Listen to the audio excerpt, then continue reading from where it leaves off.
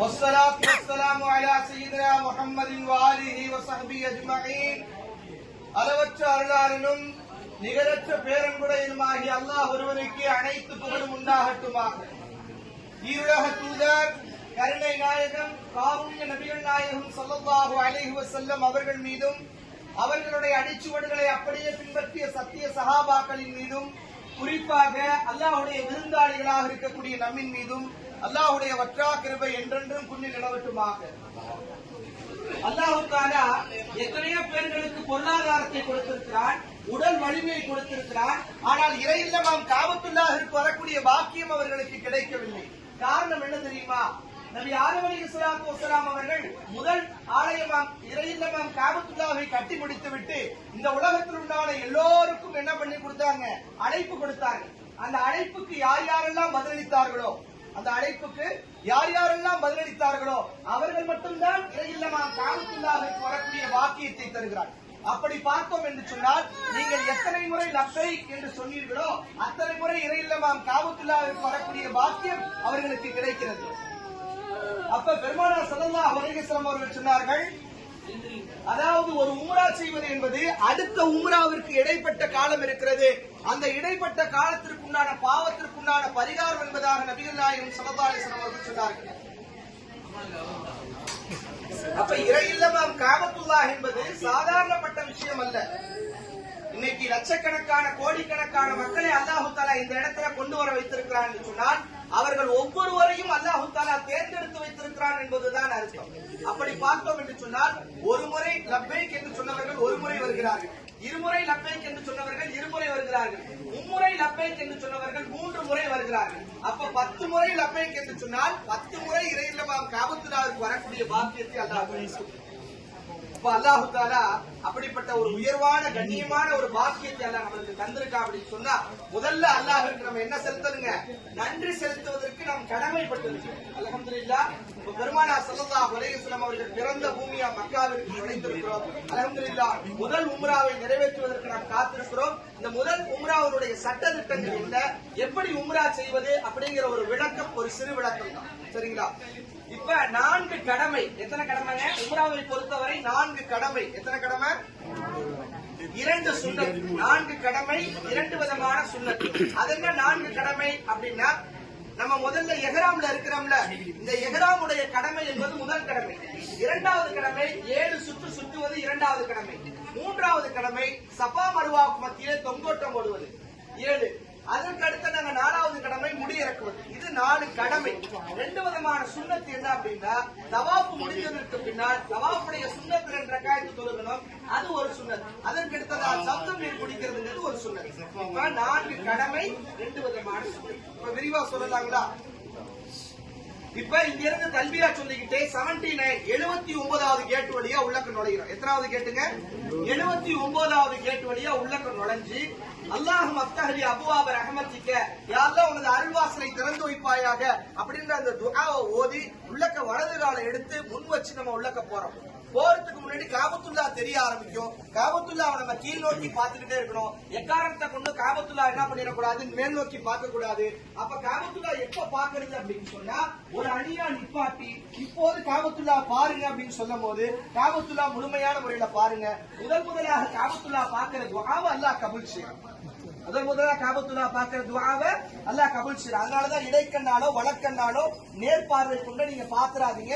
எல்லாரையும் ஒருங்கிணைத்து வைத்துட்டு நீங்க பாருங்க, காபத்துல்லாஹ்வை பாருங்க அப்படின்னு சொல்லும் போது எல்லாரும் பார்த்து பிஸ்மில்லாஹ் ஓதுங்க. முதல்ல என்ன ஓதணுங்க? பிஸ்மில்லாஹ் ஓதணும். அதுக்கடுத்து அல்லாஹ்வை புகழணும். அல்ஹம்துலில்லாஹி ரப்பில் ஆலமீன் சொல்லணும். அதுக்கடுத்து அல்லாஹும்ம ஸல்லி அலா சய்யிதினா முஹம்மதின்னு சொல்லணும். அதுக்கடுத்து என்னங்க? ரப்பனா ரப்பிர்ஹம்ஹுமா கமா ரப்பயானி ஸகீரா.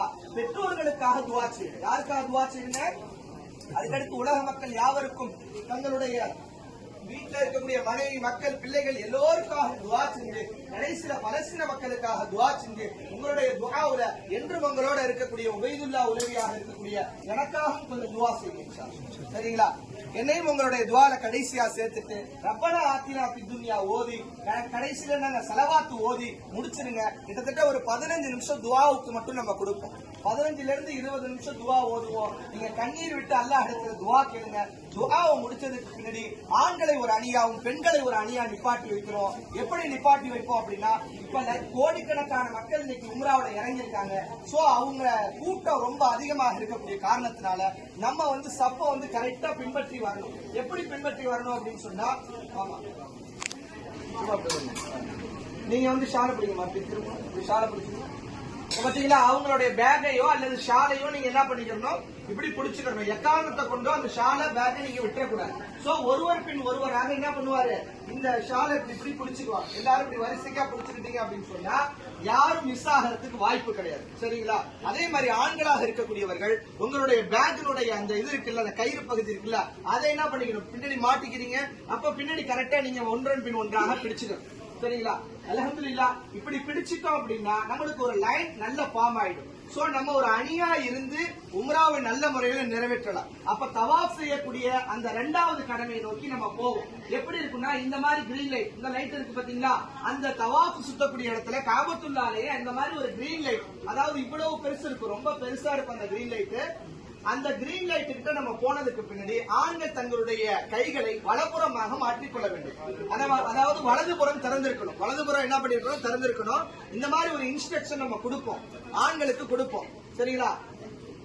இந்த சுற்ற ஆரம்பிக்கிறதுக்கு முன்னாடி அல்லாஹும்ம இன்னி உரீது தவாஃப சபஅ அஷ்வாத்தின் லில்லாஹி தஆலா ஃபதகப்பல் மின்னி வயஸ்ஸிர்லி. யா அல்லாஹ், இந்த 7 சுற்றுதலையும் உனக்காக செய்கிறேன், இதை ஏற்றுக்கொள்வாயாக, மேலும் இதை இலகுவாக்கி தருவாயாக அப்படின்னு சொல்லி ஒரு சின்னதா ஒரு நியத்து செஞ்சுட்டு அதுக்கடுத்து பிஸ்மில்லாஹி அல்லாஹு அக்பர், ஹஜர் அஸ்வதுடைய கல் இருக்கும். இந்த கிரீன் லைட்டுக்கும் எதிர்த்தாப்புல என்ன இருக்கு, இந்த கிரீன் லைட்டுக்கு எதிர்த்தாப்புல இருக்கிற கல்லுக்கு பேர் என்னங்க, ஹஜர் அஸ்வதுடைய கல். இந்த ஹஜர் அஸ்வதுடைய கல்லை தான் நபி ஸல்லல்லாஹு அலைஹி வஸல்லம் என்ன பண்ணாங்க, முத்தமிட்டாங்க. இப்ப நம்மளும் என்ன பண்ணணும், முத்தமிடணும். ரசூல் ஸல்லல்லாஹு அலைஹி வஸல்லம் முத்தமிட்ட கல்லு, ரசூல் ஸல்லல்லாஹு அலைஹி வஸல்லம் சொன்னாங்க, யாரு வந்து அந்த கல்லை முத்தமிடுவாங்களோ அல்லது முத்தமிட முடியலையோ அவங்க சைகினை செஞ்சாலோ நாளை கியாமத்துடைய நாள்ல சாட்சி சொல்லும்னு ரசூல் ஸல்லல்லாஹு அலைஹி வஸல்லம் சொல்லியிருக்காங்க. அப்ப அப்படிப்பட்ட அந்த கல்லுக்கு நம்ம இப்ப முத்தமிட முடியாது. சமீபத்துல போய் முத்தமிடுறேன்னு போய் ஒருத்தவங்களுக்கு கை உடைஞ்சிருச்சு. இந்த மாதிரி பல விதமான சூழ்நிலைகளுக்கு மத்தியில இருக்கிறோம். அதனால ஓரமாகத்தான் நம்ம நிக்கணும். பெருமானார் ஸல்லல்லாஹு அலைஹி வஸல்லம் சொன்ன 2வது ஆப்ஷன் சைகினை செய்து கொள்ளுங்கன்னு சொன்னாங்கல்ல, அம்மா அந்த மாதிரி சைகினை செஞ்சுக்கிட்டு என்ன பண்ணணும், பிஸ்மில்லாஹி அல்லாஹு அக்பர்னு சொல்லி 3வது கலிமாவை கொண்டு துவக்க வேண்டும். சுப்ஹானல்லாஹி வல்ஹம்துலில்லாஹி வலா இலாஹ இல்லல்லாஹு வல்லாஹு அக்பர் வலா ஹவுல வலா குவத இல்லா பில்லாஹில் அலியுல் அலீம் அப்படின்னு சொல்லிக்கிட்டே போய் ஸலவாத் ஓதணும். மக்காம இப்ராஹிம் வரும்போது இப்ராஹிம் அலைஹிஸ்ஸலாம் கால்தடம் பதித்த இடம் இருக்கு, அந்த காபாவை கட்டும் போது ஆதம் அலைஹிஸ்ஸலாம் தான் ஃபர்ஸ்ட் கட்டினாங்க. அதற்கடுத்து புனர்மானம் செய்தது, மீண்டும் கட்டினது யாருங்க, இப்ராஹிம் அலைஹிஸ்ஸலாம் தான் கட்டினாங்க. இப்ராஹிம் அலைஹிஸ்ஸலாம் இஸ்மாயில் அலைஹிஸ்ஸலாம் சேர்ந்து தான் கட்டினாங்க. அப்ப இப்ராஹிம் அலைஹிஸ்ஸலாம் கால்தடம் பதித்த இடம் இருக்குல்ல, அந்த இடத்தை மக்காம இப்ராஹிமாக அழகு பூட்டி வச்சிருக்காங்க. அது கோல்டன் கேட் மாதிரி போட்டு அழகா பூட்டி வச்சிருப்பாங்க. அந்த இடம் வரும்போது ஸலவாத் ஓதணும். அல்லாஹும்ம ஸல்லி அலா சய்யிதினா முஹம்மது. அந்த அத்தஹியாத்துக்கு பின்னாடி வரக்கூடிய தர்ஜே இப்ராஹிம் இருக்கு, அந்த ஸலவாத்தை ஓதுங்க. அப்ப ஓதிக்கிட்டே போகும்போது இன்னும் சில துஆக்களை நான் ஓதி கொடுப்பேன். சத்தமா எடுத்து பின்னாடி விட்டீங்க அப்படின்னு சொன்னா மற்றவங்களுக்கு அந்த துஆ கேட்கும். அல்ஹம்துலில்லாஹ், எல்லாரும் அந்த துஆ ஓதிக்கிட்டே வருவீங்க. ருக்குனே யமானி ஒரு இடம் வரும். அந்த இடம் வந்தோடனே ஒரே ஒரு துஆ, ரப்பனா ஆத்தினா ஃபித் துன்யா ஹஸனத்தன் வ ஃபில் ஆখিরাতি ஹஸனத்தன் வ கீனா அஸாபன்னார். ஏன் 70000 மலக்குமார்கள் இருக்காங்க. எவ்வளவு மலக்குமார்கள் இருக்காங்க, 70000 மலக்குமார்கள் இருக்காங்க. அப்ப அந்த 70000 மலக்குமார்கள் என்ன சொல்றாங்க, ஆமீன் சொல்றாங்க. என்ன சொல்றாங்க, இந்த துஆவுக்காக, அதாவது யார் அந்த இடத்துல இந்த துஆ ஓதுறாங்களோ அவங்களுக்கு ஆமீன்